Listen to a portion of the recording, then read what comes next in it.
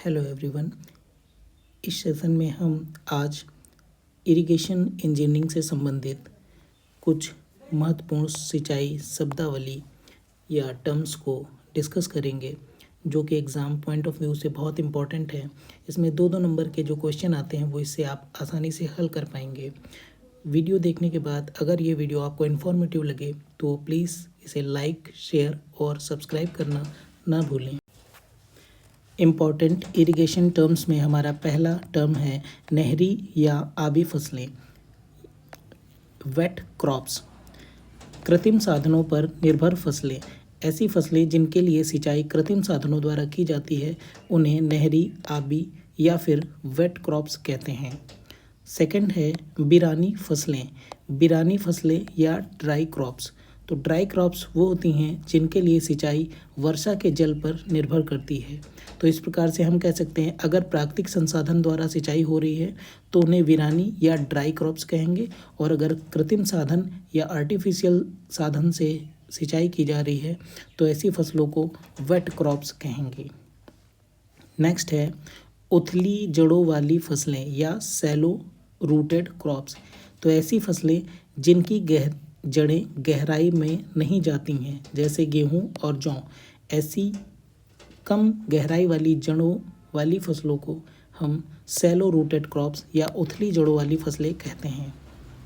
Next one is गहरी जड़ों वाली फसलें, ऐसी फसलें जिनकी जड़ें अधिक गहराई तक जाती हैं उन्हें डीप रूटेड क्रॉप्स कहा जाता है, जैसे कि कपास, सन, अरहर। फिफ्थ है फलीदार फसलें या लेग्यूमिनस क्रॉप्स। तो लेग्यूमिनस क्रॉप्स ऐसी फसलें हैं जो खेत की उपजाऊ शक्ति को बढ़ाती हैं, जैसे कि चना और ज्वार। नेक्स्ट है दोहरी फसलें या डबल क्रॉप्स। डबल क्रॉप्स एक ही ऋतु में किसी भूमि पर दो फसलें जब उगाई जाती हैं तो इन्हें डबल क्रॉप्स कहते हैं। जब एक सीजन चल रहा हो, एक ही खेत में एक से अधिक फसलें लगा दी जाएं तो उन्हें डबल क्रॉप्स कहते हैं। मिश्रित फसल या मिक्स्ड क्रॉप्स, एक ही समय में एक से अधिक फसलें उगाई जाती हैं। जब एक ही खेत में एक से अधिक फसलें उगाई जाती हैं तो ऐसी स्थिति में जो क्रॉप्स होती हैं उन्हें मिक्स्ड क्रॉप्स कहते हैं, जैसे कपास, मूंग, बाजरा, सोंठ इत्यादि। नकदी फसलें या कैश क्रॉप्स, ऐसी फसलें जो किसान के निजी उपयोग में कम काम आती हैं तो वो एक्स्ट्रा हो जाती हैं, उन्हें बाज़ार में ले जाके सेल कर दिया जाता है। ऐसी फसलों को नकदी फसलें कहते हैं, जैसे चाय, कपास, गन्ना, तंबाकू। तो चाय को भी वो अपने घर स्टोर करके नहीं रख सकता है, कपास को, गन्ना और तंबाकू इनको ज़्यादा दिन तक स्टोर करके अपने पास नहीं रख सकता है, इसलिए वो किसान इन्हें तुरंत सेल कर देते हैं और ऐसी फसलों को कैश क्रॉप्स कहते हैं। नेक्स्ट है फसल काल या क्रॉप पीरियड। तो बीज को बोने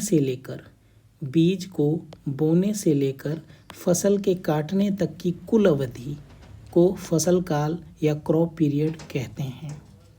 नेक्स्ट है आधार काल या बेस पीरियड।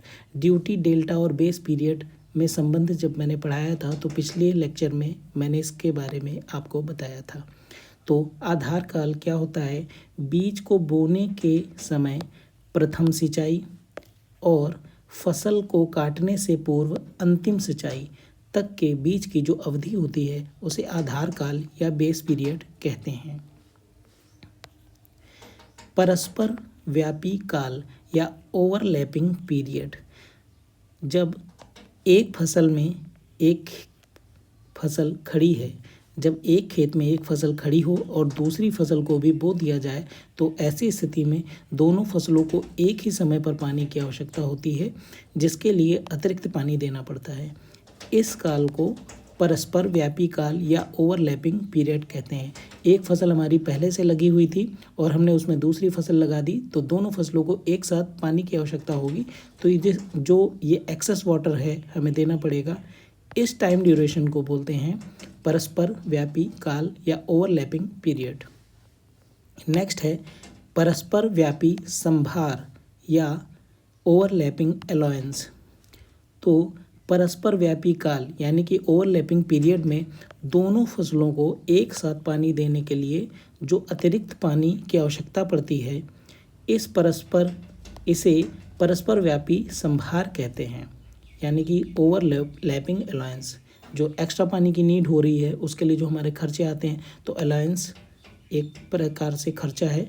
इसके लिए नहर निस्सरण 5% अधिक बढ़ाकर रखा जाता है। तो नहर निस्सरण 5% अधिक बढ़ाकर रखा जाता है, इसका मतलब कि जो एक्स्ट्रा पानी की हमें ज़रूरत होगी, ये वही पानी है। फसल अनुपात, क्रॉप रेशियो। फसल अनुपात क्या होता है? रबी की फसल का सिंचित क्षेत्रफल उसके अनुपात में खरीफ की फसल का सिंचित क्षेत्रफल रखने पे हमें जो वैल्यू मिलती है उसे फसल अनुपात या क्रॉप रेशियो कहते हैं। मतलब रबी की फसल का सिंचित क्षेत्रफल बटे खरीफ की फसल का सिंचित क्षेत्रफल। अगला है हमारा पलेवा सिंचाई या पलेवा वाटरिंग। बीज बोने के पहले खेत की सूखी मिट्टी को नम करने के लिए दिया जाने वाला पानी पलेवा सिंचाई कहलाता है। यह खेत को दिया हुआ प्रथम पानी होता है। नेक्स्ट है कोर काल या कोर पीरियड। बीज फूटने के बाद जब पौधा कुछ सेंटीमीटर ऊंचा हो जाता है तो उसे पानी की आवश्यकता होती है। इस समय को कोर काल कहते हैं। यह 2 से 4 सप्ताह का होता है। कोर काल उस पीरियड को कहते हैं जब हमारा बीज एक फटकर पौधा बन जाता है, कुछ सेंटीमीटर उसकी हाइट हो जाती है, तो ऐसे में उसे पानी की आवश्यकता होती है। तो कोर काल में जो पानी दिया गया उसे ही कोर सिंचाई कहते हैं और पलेवा के बाद यह खेत की दूसरी सिंचाई होती है। तो कोर काल और कोर सिंचाई आपको समझ में आ गया होगा। नेक्स्ट है कोर गहराई। कोर सिंचाई के समय खेत में पानी की जो गहराई होती है उसे हम कोर गहराई कहते हैं। मैं कोर काल को एक बार फिर से डिफाइन कर दूं। बीज को फूटने के बाद जब पौधा कुछ सेंटीमीटर ऊंचा हो जाता है तो उसे पानी की आवश्यकता होती है। इस समय को कोर काल कहते हैं और कोर काल में जो पानी दिया गया उसे कोर सिंचाई कहते हैं। कोर काल में जो पानी की गहराई रहेगी उसे कोर गहराई कहते हैं। अगला है हमारा समय गुणांक या टाइम फैक्टर। नहर के वास्तविक चलने के दिनों तथा जितने दिन सिंचाई के लिए चलनी चाहिए थी के अनुपात को नहर का समय गुणांक कहते हैं। माना किसी फसल के लिए नहर 60 दिन चलनी आवश्यक थी, लेकिन उसे 45 दिन तक ही चलाकर बंद कर दिया गया, तो समय गुणांक इसका हो जाएगा 45/60, जो कि आ गया 0.75। तो ये इसका समय गुणांक हो जाएगा। तो समय गुणांक क्या होता है? नहर के वास्तविक जितने दिन चली है और जितना उसके लिए आवश्यकता थी, वास्तविक बटे आवश्यक, तो इन दिनों के अनुपात को ही समय गुणांक कहते हैं। धारिता या कैपेसिटी फैक्टर। नहर के किसी बिंदु पर उपलब्ध पानी की मात्रा बटे नहर की अभिकल्पित धारिता। मतलब कि अगर हमारी नहर चल रही है तो उस समय उसमें पानी कितना है और नहर को जो डिज़ाइन किया गया है, कितने पानी के लिए डिज़ाइन किया गया है, इन दोनों के अनुपात को कैपेसिटी फैक्टर कहते हैं।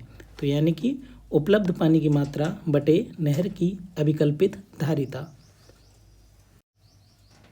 नेक्स्ट है सकल सेच क्षेत्रफल या gross commanded area, GCA।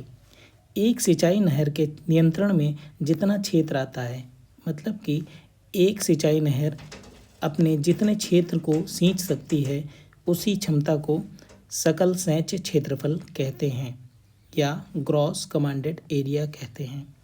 Next है कृष्य सेच क्षेत्रफल या CCA, कल्चरेबल कमांडेड एरिया। एक नहर वास्तव में जितने क्षेत्र को सिंचित करती है उसे कृष्य सेच क्षेत्रफल कहते हैं।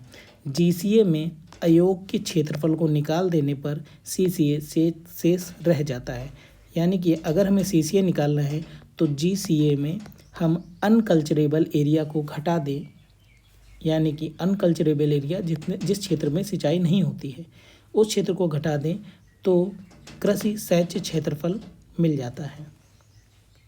अगला है सिंचाई तीव्रता या इरिगेशन इंटेंसिटी। सिंचाई तीव्रता CCA का वह प्रतिशत जो वार्षिक आधार पर सिंचित करना होता है उसे सिंचाई तीव्रता कहते हैं। मतलब कि CCA या कृषि सहज क्षेत्रफल या कल्चरेबल कमांड एरिया का वह प्रतिशत जो वार्षिक आधार पर सिंचित करना होता है। CCA का उतना परसेंट जो एक साल में सींचेगा उसे ही सिंचाई तीव्रता कहते हैं। सिंचाई तीव्रता 40 से 60% तक रखी जाती है। नेक्स्ट है सिंचित क्षेत्रफल या इरिगेटेड एरिया। इरिगेटेड एरिया निकालने के लिए CCA को हम इरिगेशन इंटेंसिटी से गुणा कर देते हैं तो हमें सिंचित क्षेत्रफल मिल जाता है, यानी कि culturable command area into irrigation intensity. Irrigation intensity या सिंचाई तीव्रता अभी मैंने आपको बताया था, मैं फिर से एक्सप्लेन कर देता हूँ। इरिगेशन इंटेंसिटी CCA का वह परसेंट वैल्यू है जो वार्षिक आधार पर सिंचित करनी होती है। इसे 40 से 60% तक रखा जाता है। अगला है हमारा मोगा या आउटलेट। खेतों को पानी देने के लिए वितरक नहर या डिस्ट्रीब्यूटरी कैनाल से उसके बैंक में एक निकास छिद्र बना दिया जाता है, जिस निकास छिद्र से खेतों में पानी जाता है। ऐसे निकास छिद्र को आउटलेट या मोगा कहते हैं। नेक्स्ट है गूल या वाटर कोर्स। मोगे से खेत तक पानी ले जाने वाली जो नाली होती है उस नाली को गूल या वाटर कोर्स कहते हैं। नेक्स्ट है चक या मोगा क्षेत्रफल। एक मोगा यानी कि एक आउटलेट के सिंचाई क्षेत्र में जितना कृषि भूमि का क्षेत्रफल आता है उसे चक या मोगा क्षेत्रफल कहते हैं। साधारण सी भाषा में एक मोगा जितने क्षेत्र को सींच पाता है उसे मोगा क्षेत्रफल कहते हैं। मोगे का गुणांक या आउटलेट फैक्टर। मोगे पर पानी की ड्यूटी मोगे का गुणांक कहलाती है। बहुत छोटी सी परिभाषा इसकी। मोगे का फैक्टर या आउटलेट फैक्टर, मोगे पर पानी की ड्यूटी। मोगे पर पानी की ड्यूटी मोगे का गुणांक कहलाती है। ड्यूटी डेल्टा बेस पीरियड पढ़ाते समय मैंने पिछले लेक्चर में ड्यूटी को एक्सप्लेन किया था। यहाँ पे हम शॉर्ट में देखेंगे। ड्यूटी इकाई पानी की सिंचन क्षमता को नहर की ड्यूटी कहते हैं। इकाई पानी की सिंचन क्षमता को नहर की ड्यूटी कहते हैं। इसके साथ ही ये सेशन यहाँ पे ख़त्म होता है। अगर आपको ये वीडियो इन्फॉर्मेटिव लगा हो तो इसे लाइक, शेयर और सब्सक्राइब करना बिल्कुल